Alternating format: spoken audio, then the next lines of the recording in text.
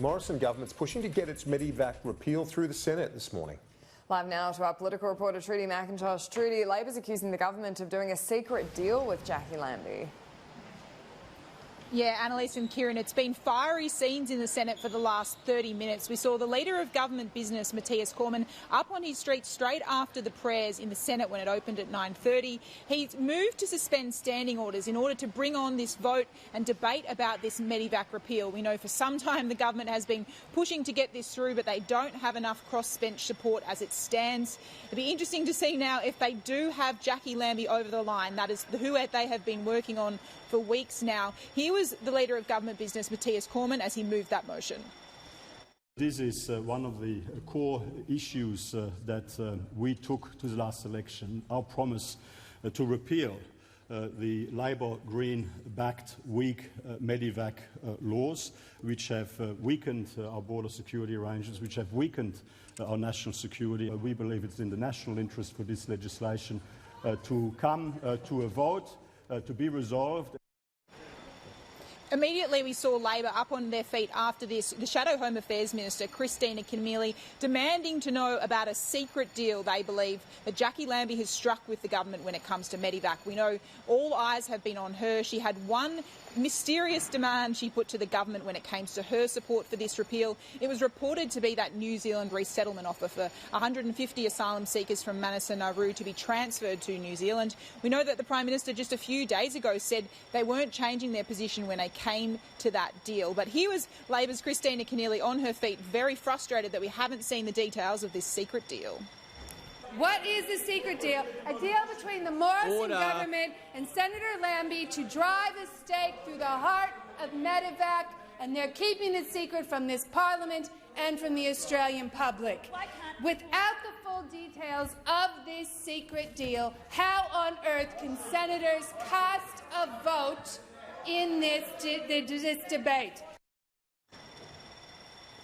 The medevac powers were passed through the Parliament with the support of Labor and members of the crossbench during the last Parliament, and since then the government has been adamant that these powers need to be repealed, that they're undermining Australia's border protection policies. Here was the Trade Minister, Simon Birmingham.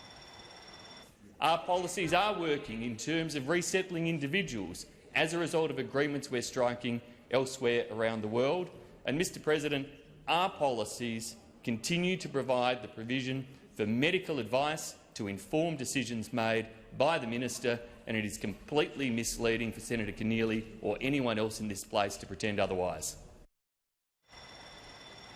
Now, we haven't actually heard from Senator Jacqui Lambie this morning on this medevac bill. She is in the chamber. The division and the bells are going off now for the Senate as they're moving to vote on this. But, yeah, haven't heard from Jacqui Lambie. I've been told, though, that she will get up on her feet to speak on this shortly.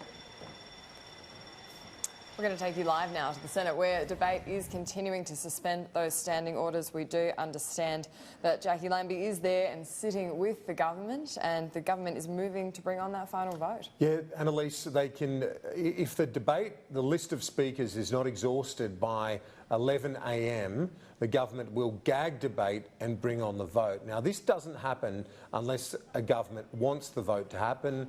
Why would it? Because it's got the numbers, and now that's why Labor is so fired up. That's why they're angry, accusing Jacqui Lambie of a secret deal over her requirements, which she hasn't shared because of national security implications, is the way she's put it. Our colleague in the press gallery, Rob Harris from 9 Papers, has reported that the deal is a transfer to New Zealand, that arrangement where the New Zealand government's offered to take 150 refugees each year, but then within that context I don't see what the national security implications are. I mean, border protection more broadly is national security, but why is it so sensitive that we can't know about it? That's the question. Maybe they're in talks with New Zealand behind the scenes. I'm not sure exactly why. It does feel a bit uncomfortable to have a lack of transparency around a bill when it's about to be voted on in the House, well, in the Senate.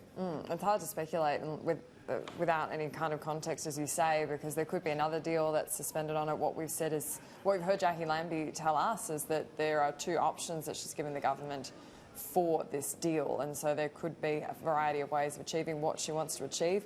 We do understand from our colleague Tom Connell, who's in the Senate, that One Nation is sitting with the government, along with Greens and the Centre Alliance with Labor.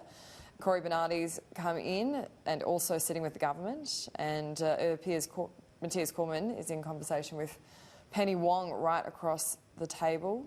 And it's just a few seconds now until those doors are locked and the final vote's counted. Yep, and this will decide whether or not that suspension happens. But we wait to hear from Jacqui Lambie. She really is the key crossbencher, as the President is now going through the mechanics of this particular vote. We will get back to it when we have a result, but we really need to hear from Jacqui Lambie. She's the crossbencher who's deciding the outcome of this medevac repeal. What has she got in return? Will this happen? The government had a loss last week with the Ensuring Integrity Bill. It's returned that bill to the House of Representatives this morning. It wants to keep fighting on that issue. It will have a vote late next year, 2020, in the Senate on that.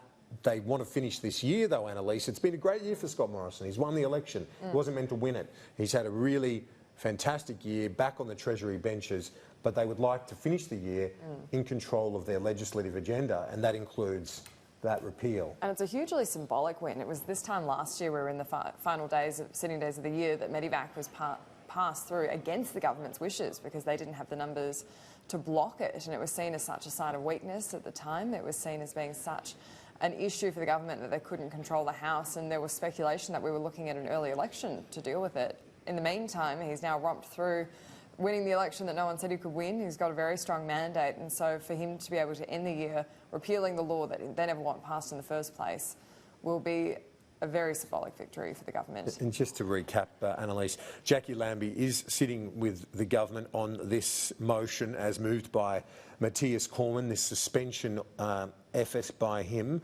Jacqui Lambie, the key crossbencher, sitting with the government on this, so that indicates they've got a deal. She's sitting with One Nation and the government. Of course, the Greens and Centre Alliance with Labor, they oppose the repeal, but the government, if those numbers hold up, which they look like they will, when the vote happens, the medevac repeal will happen. Just what we need to know is what has been provided in return. Surely any deal can't remain secret once it goes through the Senate. But we'll have more on this story as it develops throughout the morning. Let's